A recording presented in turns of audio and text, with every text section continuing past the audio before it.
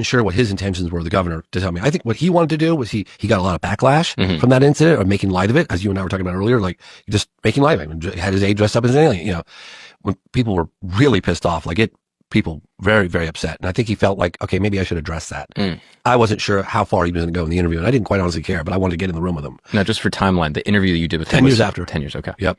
And so it was his 10th year anniversary was coming up, and so I said, well, I'm not going to ambush him with this recording, because she was like, I was your constituent and I put you in office and I saw this thing and you went up and made fun of every one of us. How could you do that to us? And da da da da da da. Like she was letting it out 10 years later, like, you know, you know. And so I was like, well, I better not do that, right? Let me get as much as I can get out of this guy. And then I'm going to say, oh, by the way, you know, and he had a little uncomfortable in his chair. When I said, 45 minutes into the interview, whatever it was, I said, I got this little message, one of your constituents and a witness to the event. And she just would like to, you know, ask you a question. If you know, I recorded it earlier today. He's like, oh, and he kind of adjusts his seat a little bit, you know, and here we go, like ready to take this hit, you know, and press play. And he sat there and I could see his brain processing. Like, fuck. You played the whole thing? I did. Yeah. And he sat there and he was like, processing. I was like, this is going to go either way. I don't know what, this guy might just get up and be like, you know, no. Yeah. And he sat there and he listened to her and it sunk in. And that's when he was like, I feel you.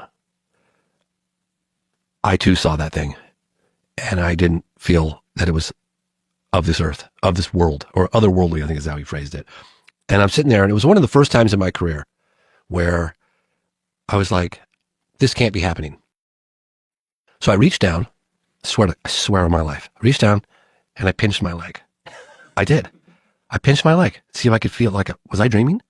Like, did I just get the governor to come forward and admit that he saw that thing too? Like, so I pinched my leg and I'm like, I can feel that. I'm not dreaming. I swear to God. So then I look at the camera. I'm like, the camera's probably not rolling. So I look at the camera and I see the red light and the numbers taken away. I'm like, oh, the camera's moving and I'm not dreaming. Holy shit. I got the governor. Like, this is going to drop big, right? And it did. But it was like, I think he just had this moment where like, just like, you know what? You know, I'm just going to whatever the consequences. Yeah, let's go. You know, and he did. Wow. But he goes, you know, honestly, James, and we had a couple drinks a couple times. We hung out quite a bit. And I figured he would lighten up a little bit. Maybe he would tell me he got a phone call to him to shut it down. But he denies it. I don't know if I believe it. Because he was 1 minute, he was like, gung-ho, launch investigation, full transparency. Next minute, it's all a joke.